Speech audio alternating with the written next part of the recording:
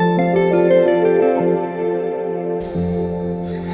cool. So what separates Kanpai Pandas from your other, run-of-the-mill NFT project? It's multifaceted. It's a lot of it's about in real life events. So we were very early on. I said, all right, there's so many rugs in this space. There's too much trash out here. People are just hopping from hot potato, essentially, one thing to the next. I said, I'm going to be here to stay. So I signed a lease at Allegiant Stadium, which is where the Raiders play in Las Vegas, for 15 years. I said, all right, that's a big deal. Like, we're the first NFT project to have a suite at a major stadium anywhere. And then on top of that, a 15-year commitment, on my side.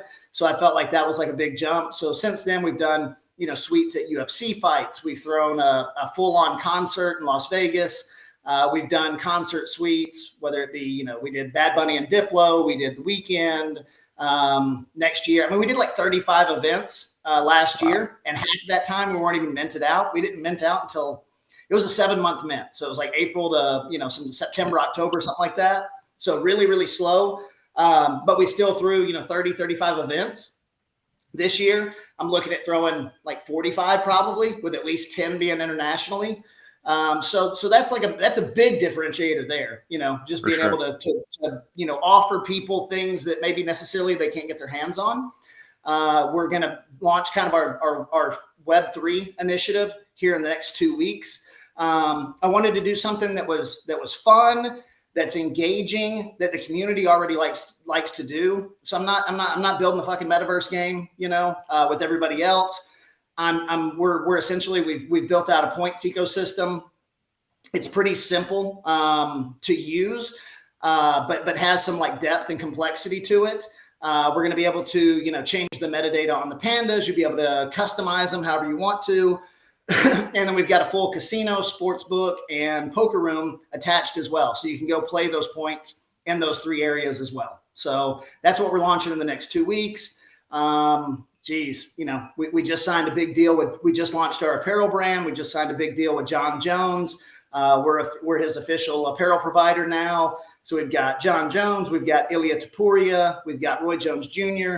So yeah, to me, it's a well-rounded NFT project in comparison where most are very kind of niche focused and oriented on one thing. Ours is a little more wide-ranging, which also, I'm using that to develop a brand, that expands past Web3 as well. And that's part of what, our apparel line is really to expand out to people that aren't necessarily into NFTs themselves. Okay. So then by that measure, you'd say that, you're not the run of mill, just a nice, cute PFP token picture. You're actually providing real value to users, right? You're trying to give them that real life crossover, essentially. 100%. Like, I want something that's for everyone. And when I was doing it and it was just strictly Web2 based, it was essentially a membership pass, with a PFP picture attached to it, which is great. It did well. The users loved it. Our core base is fanatical about the project. So we weren't doing anything wrong there. We were making the right moves. But when I said, okay, we need to expand and open up to more audiences, it only made sense that we did something on the Web3 side where people can engage from anywhere in the world at any time zone. They don't have to be, at a concert. They don't have to be at a football game. But bring things that people already want to do. They already like to play poker. They already like to bet on sports. They already like to gamble. So just give them that, which they already want to do, and then tie it into this other mechanism of like Web2 utility and building a brand and bringing in athletes and bringing in celebrities and things like that. So that's what I've been building. If you look at like my advisory staff, I've got Steve Espinosa. He ran comms for Trump and Trump and Obama White Houses. Been on the cover of Fast Inc.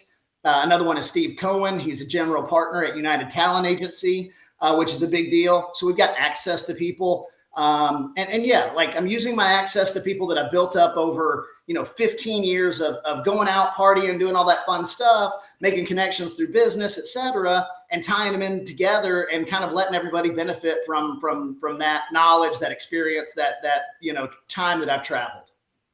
For sure.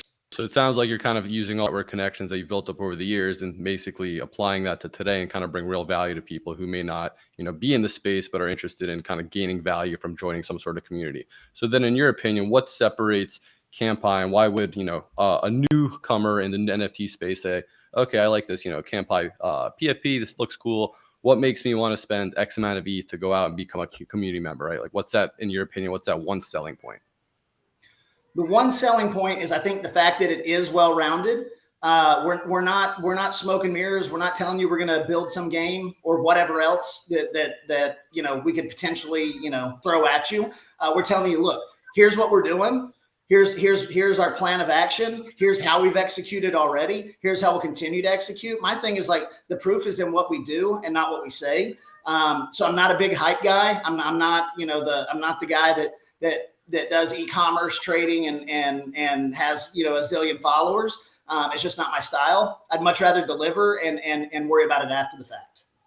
I like that. I think one of my favorite quotes that you have for the Kanpai Pandas is no one cares, work harder. It's one of my favorites. Nobody right? gives It's a like shit. no bullshit. Nobody gives a shit. Exactly.